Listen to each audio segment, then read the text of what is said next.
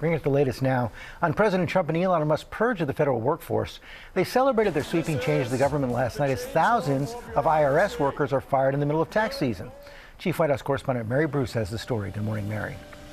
Good morning, George. Well, 1 month into his term, and the president and his team are lauding their overhaul of the federal government and defending their approach. They say the thousands of federal employees fired so far deserve to go, but workers we've talked to say they've been given no real explanation.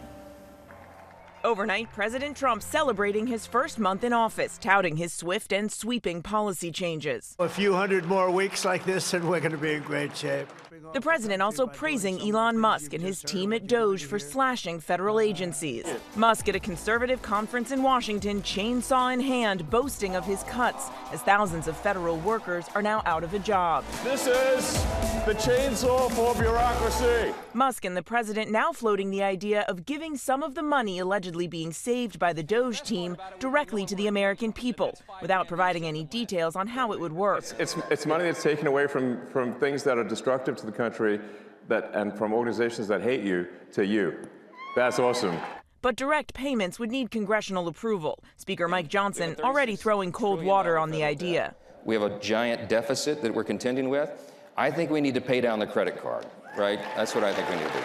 The latest target, the IRS. The agency now beginning to lay off more than 6,000 employees across the country, roughly 6% of its workforce, right in the middle of the busy tax season. Sources tell us no one being laid off plays a direct role in processing Americans' tax returns, but that there are still widespread concerns within the IRS that the layoffs could ultimately cause delays.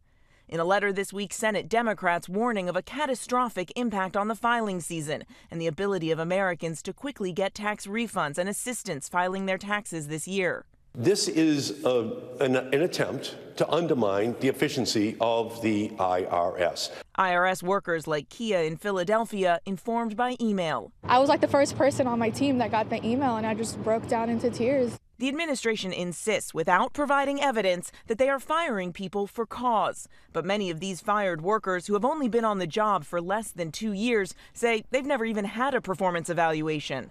Like Nicholas Berardi. It even says here in the email that they're citing the reason why I'm fired is because of my performance. But until today, I hadn't gotten a performance review.